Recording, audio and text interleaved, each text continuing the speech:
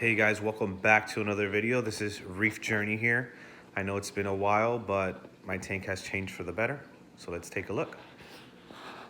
First thing that changed in this tank is my Radeon XR15.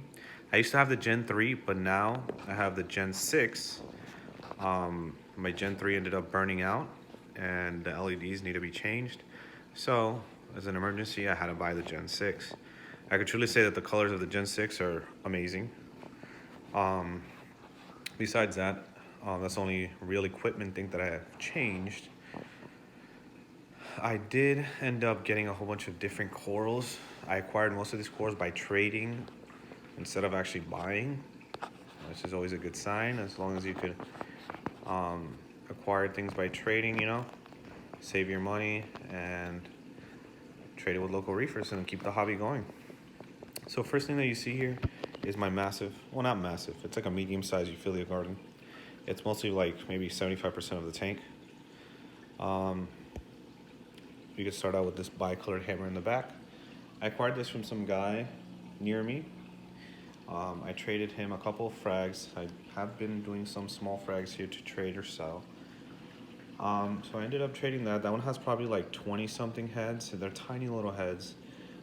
Just like around the size of these ones, maybe a little bit bigger on some ends.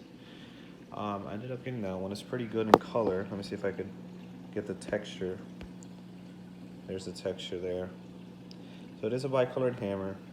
I ended up getting this second one. As you can see, this one's more of a thick hammer, more of the branch being thicker. I know you can't really see the branch, and the tentacles are thicker, but it's the same kind of texture and the way it looks.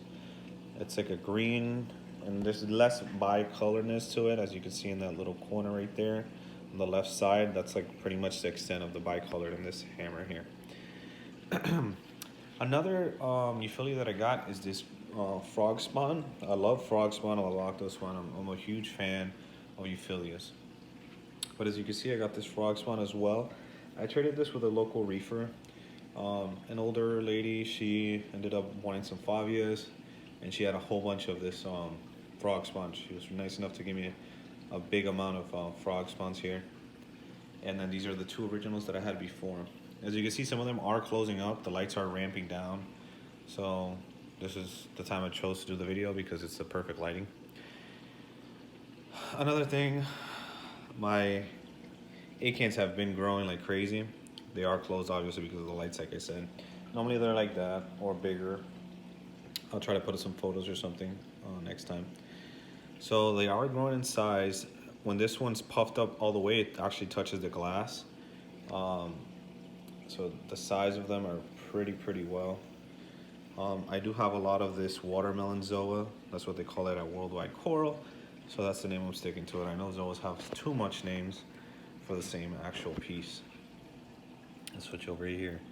My blastos, as you can see, are starting to sting back those zoas there, trying to outcompete them for growth. I'm letting it happen. I just can't with these zoas. They overgrow the tank way too fast. And to kind of frag them off the rock is a little bit painful, so I just leave them on there. My blastos are looking pretty well. So you can see I have like a Merletti right here, this purple neon green looking head. And then I have that bluish looking one here with like the teal mouth, and it's pretty nice as well. And then the actual smaller Merletti. And then I have my bird's nest here. This is the Movie Verde bird's nest from Worldwide Coral. As you can see, it's been growing out. I did this kind of like frag, which I intertwined them, and I like it a lot. My Sunny D's have grown pretty well in the last couple weeks. So well that I actually made frags of these things. And I'm enjoying it. I'm enjoying this reef tank a lot. Everything in this tank is really stable. I don't have any problems without calcium or nitrates or phosphates or anything like that. The only thing I do have a little bit of a problem with is pH, and I do live in an apartment. As you can see, those the only thing that's always closed are these zoas here, and I can't understand why. Normally when the tank might be a little bit too clean, they close up. But besides that, they're always open. But this week they've been closed. I gotta figure out why. let me explain about my um, space monkey favia here. So this space monkey favia was on the top over here with my, well, next to my hammer, but it started turning pale in color in the top area. So I decided to break the rock and actually bring him down here. He's really colored up since I brought him down. I am running this light on the LPS setting. There's the template that it always brings from the Radions. I do enjoy that setting a lot. Obviously my tank is like almost 100% LPS, so I don't need too much light. Another thing that I started was my frag section. As you can see, no, there's a snail blocking the way, but as you can see, I have hammers here.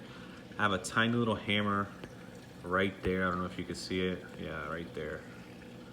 That smallest little hammer I found on the floor. I just ended up gluing him down on a frag plug to see if he grows out. I do have Blastos. I have Candy Canes, Favias, a lot of Sunny D's and Watermelon Chalices. I do have Worldwide Corals. What is it called? Goblin Fire Zoas. I have 2 frags of those with 3 heads. As you can see, my little mini colonies growing out over there. I have some here actually in the corner on the left side because this rock was interconnected, but then I broke it off because these watermelon zoas, they overgrow too fast. So I ended up breaking it off and letting them have their own little rock. I do like that zoa a lot, and I'm planning to buy some zoas again. So you're gonna see some zoas in the next couple videos. I'm gonna be having some more free time, so I'll probably make a couple more videos this week or next week if you guys want to see some more. But let me explain the rest of these corals. So my candy canes have been looking awesome. They're actually a little shut right now because of the light. But my kryptonite candy cane, as you can see, is really, really, really bright. And then my teal one. I really enjoy that teal one because it's not too hard on the eyes when you look at it. But then the kryptonite just offsets it real good. And then I did acquire this one from Worldwide Coral for $10. And then it does have a dying head on the side. But I still have one good head there, and I could grow that out real good. This tank, whatever I throw in here will grow out. And I did, guys, I finally started SPS. So as you can see, this is my first SPS coral. I acquired this from Worldwide Coral for cheap for an SPS. It was only $19. As you can see, let me see if I get some good coloration out of it right now. So you can see it's doing really healthy. So everything in my tank is pretty stable. I've been trying to keep the alk at 9.5. Calcium, I never test calcium just because I know if my alk is good, my calcium's good. And magnesium, I'm trying to keep it good for these, sorry. The autofocus is going away. There we go. So the magnesium, I've been trying to keep it stable for my euphyllias. That's the only thing. I do have my favorite chalice, the eagle-eye chalice, or the hawkeye chalice. I can't remember the name. It's from Worldwide Coral. It's back here. I had 2 frags. I got them for $5 a piece a while ago, and they were just pure red, and they were in their dying section, so I picked them up, and they ended up growing. They all have the yellow spots now and everything. I do have an encrusting coral back here. I just put them back there because I don't know where to put them. And here's another angle. I have my Christmas tree favia. This is one of my favorite favias as well. As you can see the coloration, that maroon red. And then we have my tank trying to show off. That maroon red in the middle, that's just amazing. And then these are my other ones. I think I picked up a second little Christmas tree favia there. Look at him. Nice healthy guy. He's breathing a little hard. I don't know what's wrong with him. He's probably because he's fighting with the clownfish all the time. So yeah. And then my Monty cat back here. Oh, sorry, the coloration changed. So here is it one more time.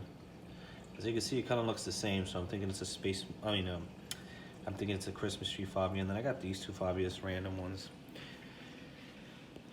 And I think last coral that I'll touch up on is my Montipora. As you can see, that Monty back there. I think I could autofocus. It's a green with orange polyps. It is a very nice Monty. I really enjoy this. I got it in the size of just a circle. Where's it at? Where's that? Right here. This circle piece right there. And look how big it is now. Right now it's the size of my fist. As you can see, it's like the size of my fist, but it's kind of far away. So it's actually growing pretty well in size, and I really enjoy it. Future plans in the next week or so, I'm gonna be making another video about this tank. I'm gonna get some more corals, just a couple frags, to put inside. I have a $50 credit, and I'm gonna go pick up some corals. As you can see, I have some some zoas. Sorry for messing up the names, but it's been a long day.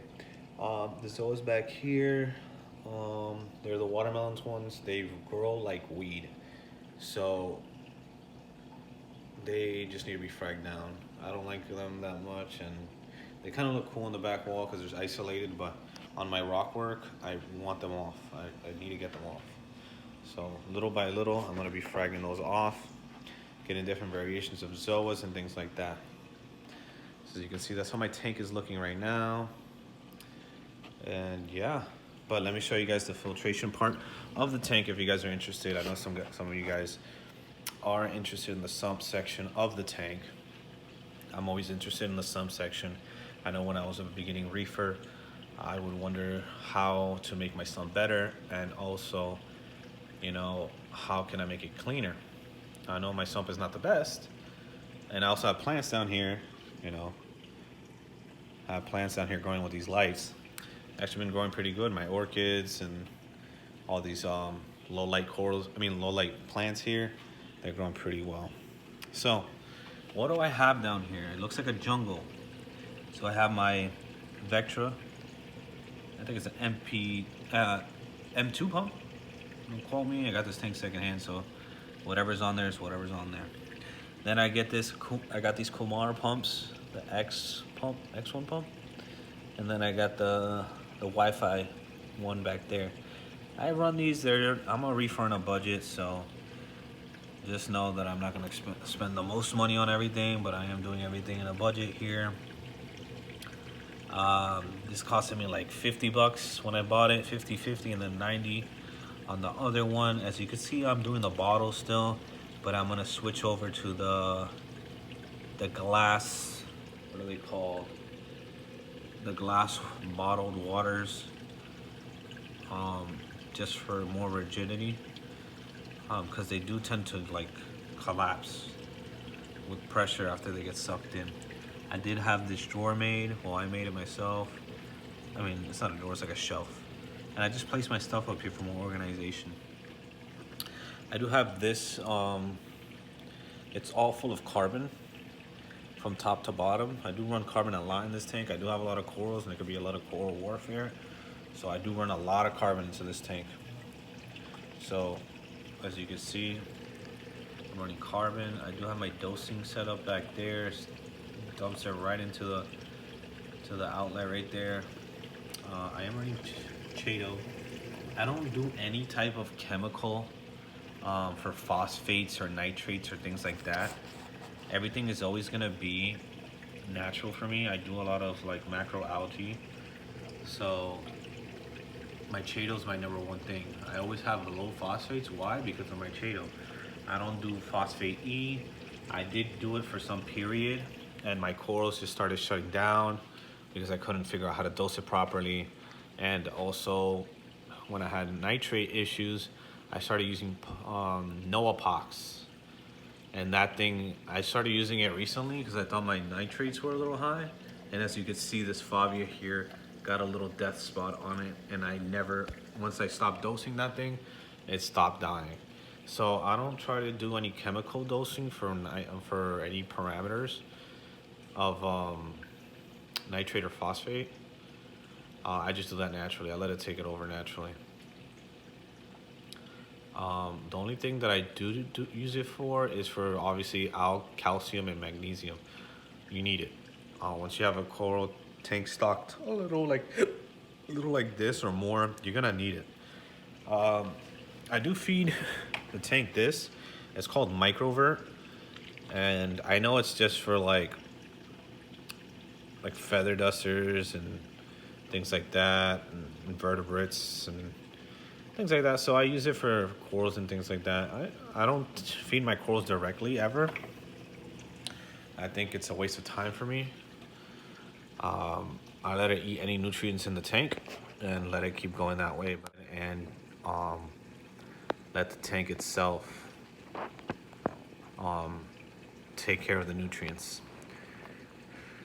Oh, and one more thing, I did get a goby, a diamond head goby. He's hiding now, but I did have a problem in the sand bed with some cyanobacteria that kept growing out. No matter what I did, water changes, whatever you want to call it, it just kept coming back. And now I don't have an issue with that at all. And I think it was because of lack of flow. The only type of hard flow I have is on the top, and I am running that cheap, I made it myself, not the actual wave maker, but it's a magnetic, a tunes magnet connected to that like $10 wave maker from eBay. And it's not that strong. I made it even slower because this is an LPS tank and I don't want too much flow. So I did have a lot of cyano growing on the floor. Now that I have my diamond head goby, I don't know if you saw him swimming around. He just keeps that sandbed clean. You can see that sandbed is super clean. Super, super, super clean all the way around the tank. And I'm so happy that I got that fish. And the only thing is, people have trouble that they need to be fed by putting food inside of the sand. I don't do that at all. My goby, he eats from the actual water column. So right when I put the food in the water, he's just swimming to get that food. He doesn't even care. He doesn't wait for the food to hit the floor or anything. He just goes up there and starts eating with the other fish. And I think that's just a response that they get from seeing from other fishes. So if you have that fish, just make sure. The way I did it, I had a little box put up in the top, and I had him there for maybe a week. And I would put the food and made sure that he ate. And then as soon as he started eating, and I saw like maybe 3 days, I released him into the fish tank, and then he would just start eating right away. And then he would just copy the other fish and go get the actual food from the top of the water column. So back to what I was saying last thing before I end this video. I will be getting more SPS. I'm starting to get into the SPS corals. It's not going to be too many. Let me see if you can see a cool little shot of this guy. It's not going to be too many. Maybe like 2 to 3 more. SPS corals are a little more pricey, and I'm not about spending too much money on this reef tank. As you can see, if I could find any reefers that would like to trade for anything, I would do that. But spending money wise, you see how sorry, I got sidetracked. As you can see, my goby's all the way up there looking for food. I just fed him too, and he's still looking for food. He loves to eat.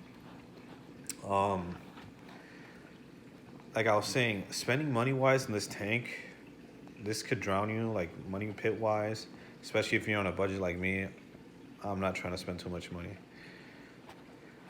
Everything's basic, and this tank is not too complicated. It's actually pretty simple. This type of setup, anybody could do. Anybody could do this type of setup. It's nothing crazy.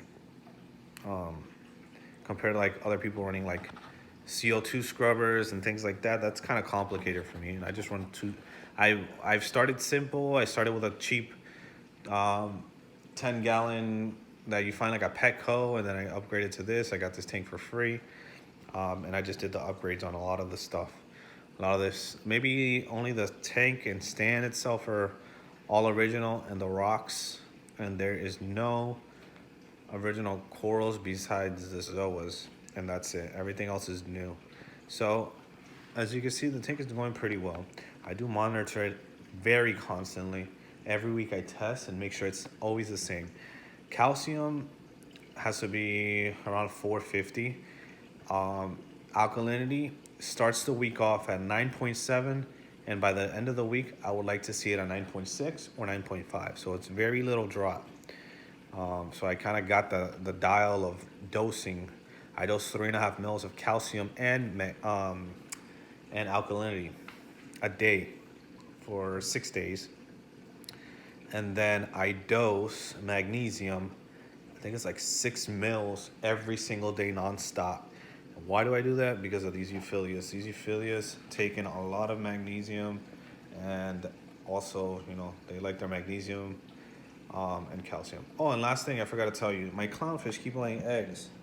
I haven't saved them because I don't have a spare tank.